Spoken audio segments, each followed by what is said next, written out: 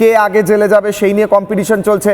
মমতা 1 পা বাড়িয়ে রয়েছেন তো অভিষেক 2 পা বাড়িয়ে রয়েছেন যে আমি যাব আগে, মনে হয় এরকম একটা সিচুয়েশন। কারণ আজকে আবার অভিষেকের বাড়িতে গেল সিআইডি। কেন? কারণ দেশের স্বরাষ্ট্রমন্ত্রীকে তুইতকারি করে চ্যালেঞ্জ দিয়েছিলেন, না গালাগালি করেছিলেন, গোটা ইউনিয়ন অফ ইন্ডিয়াকে চ্যালেঞ্জ করেছিলেন। ব্রেকিং নিউজ কিশলয়ের অগ্নিবাণে।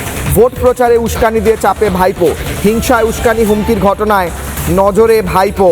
দেশের স্বরাষ্ট্রমন্ত্রীকে আক্রমণ করে চোর ভাইপো। জিজ্ঞাসাবাদ করতে অভিষেকের বাড়ি গেল সিআইডি। আরও বিপদ বাড়ল চোর ভাইপোর।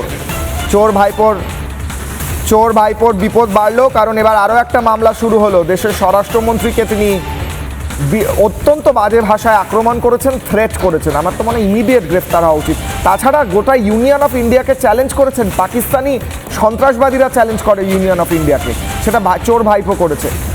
আমি চোর ভাইপোর এই ব্রেকিং নিউজটা নিয়েছি এবং চোর ভাইপোকে গতকাল আমি প্রশ্নও করেছিলাম। ভাইপো কেন সই চুরি করেছেন? কেন সই চুরি করেছেন? লজ্জা করলো না সই চুরি করতে? ডিমের গন্ধ গা থেকে গেছে। সই চোর ভাইপো বলছে লোকে। কেন চুরি করলেন? চোর ভাইপো কেন চুরি করলেন?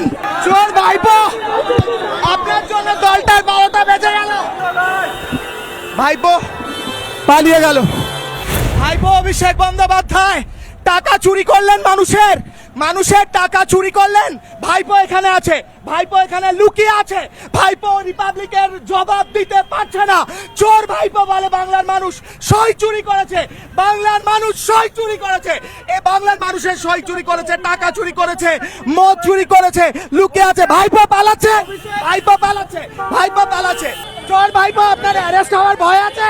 অ্যারেস্ট হতে ভয় পাচ্ছে? চোর ভাইপো আপনি কি অ্যারেস্ট হতে ভয় পাচ্ছেন? চোর ভাইপো কেন টাকা চুরি করেছেন?